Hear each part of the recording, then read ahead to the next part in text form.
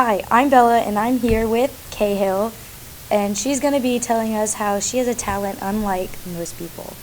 So, Cahill, I know that you are in choir at ccaMA, and I know you play the piano, but do you play anything else? I do. I play the clarinet and the bass clarinet in the band. How long have you been playing those? I've been playing in the band at ccaMA since 5th grade. Whenever I started with the clarinet, and then sometime in middle school, after Paige Kimball left, Miss Heidi was just like, "Hey, Cahill, you want to come and play this instrument too?" I was just like, "Aight, when you want me to play it?" She's like, "Well, you can play it for our concerts, and then for football games, you can play the regular clarinet." So yeah. That's interesting. I wish I was musically inclined, but I'm not coordinated, nor could I do that even if I wanted to. But what kind of started this fire in you to play these instruments?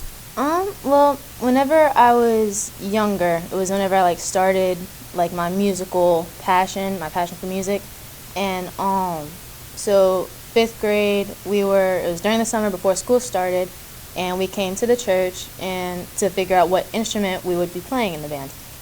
And so we tried trumpet, the flute, the clarinet, all those kinds of things.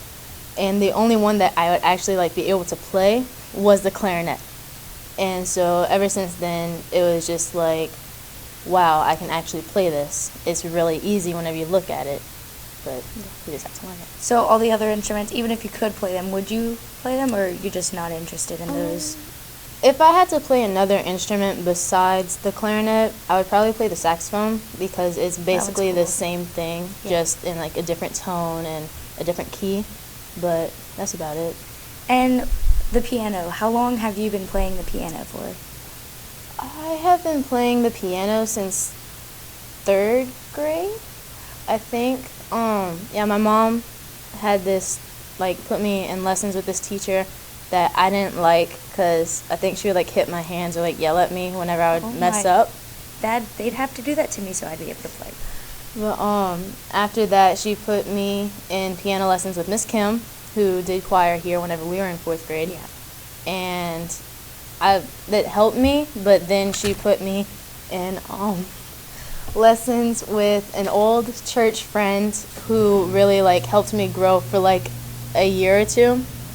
But then I kind of had to stop for, reasons. Yeah. But I've been doing it for a long time. That's really interesting. I find that so cool. And with singing, do you over singing or playing the instrument, which one would you prefer? I would prefer singing rather than playing the instruments, just because I can carry that instrument around everywhere, and I can just all of a sudden start singing, and I don't have to worry about putting an instrument together or checking my fingers if I'm in the right key on the piano. So. And singing for me is rough, and I'm sure even if I tried, I couldn't do it well. I'm sure you would. What helped you get better at it, or what did you do to practice? Well, I don't really practice at home, mainly because we have a lot of stuff to do after school. But a few things that we did was Miss Heidi in class, we would go over our scales and our arpeggios and all kinds of stuff like that to warm up and warm down our voices so that we could get a better range. And they encourage us to drink a lot and eat a lot of fluids, especially to help our voices, like apple cider vinegar. Yeah. That helps, especially in the cold seasons. And singing at church, honestly, helps me practice to helping with my hearing, because sometimes I can hear it and be like, oh, that's off key, or wait, what song is that? Oh, I just heard the melody. That's that song. So you sing at church regularly? Yes, every Wednesday. That is awesome. And what is something that you've really accomplished in singing, or something that you want to accomplish? Something that I have accomplished was the summer before 9th grade. Me, Kelsey, and Madeline Cunningham, we all went to Carnegie Hall in New York. So just reaching that in middle school helps me feel, wow, this is something that I'm actually good at. But honestly, one day I kind of want to sing at the Sydney Opera House. That would be like legit awesome. Like Finding Nemo. Yeah, pretty much. Okay, and what is, like, if I were starting singing, what would be some advice you'd give me? Start out slow, Mhm. because it does take a lot of time. Like, I didn't think that we were actually like good until we were like 7th, 8th grade, Yeah. almost high school. And we started choir in like 4th grade. Yeah, I've heard y'all, and y'all are amazing. Thank you. But yeah, definitely start out slow. And if you don't join here, Mhm. I mean, we don't have a teacher, but to help us. But if you don't join here and you just want to go home and learn how to sing, they have like tons of videos Yeah. online. Mhm. Like, what should I do? Where should I start? I would personally start, if I had to start completely over, I would start with my C scale, which is C, D, E, F, G, A, and B, and then back to C. So it's an octave scale, and you're just going from one note all the way up to that same note. And so I would just start with that and then keep learning. So start with your basics and Yeah. then go from there. That is some really good advice. And also, there are so many jobs out there with singing or instruments or anything. Do you plan on later in life doing that, or just becoming a teacher to teach others? You know, I've constantly like thought about that because I really don't know what I want to do after I graduate high school with my like career-wise. I have like had thoughts of like, what if I joined the military? Are there any like musical parts of the military? And there are. I would sing at like presidential things and stuff like that, and I would be able to travel the world that way. But I was just like, do I really want to do that? And like, what if someone decided to like shoot up wherever I was singing? Yeah. I was just like, maybe I shouldn't do that. Do something a little less Yeah, just like, threatening? right.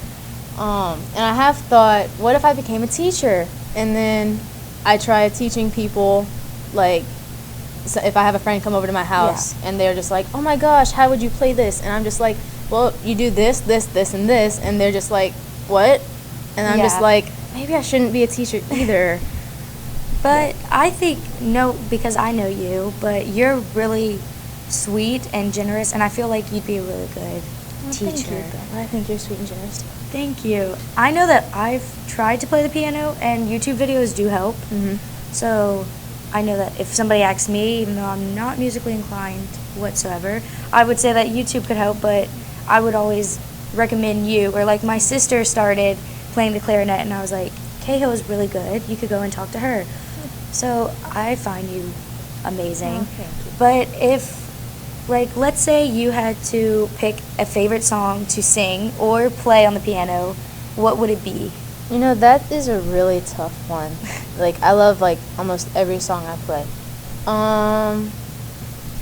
Or what is one that you find is your best, or the best that you're at? Definitely the best one that I can play and sing on the piano is Higher. I forgot who it's, like, by, but it's a Christian song. But other than that, my favorite song to sing, I actually just sang it last night, is Overcome at church. Yeah. Because it's just amazing, and it just gets you into the spirit. And so when you're singing at church, is it a lot different than singing, let's say, in a room full of people that you're really close with, or in a big group of other singers?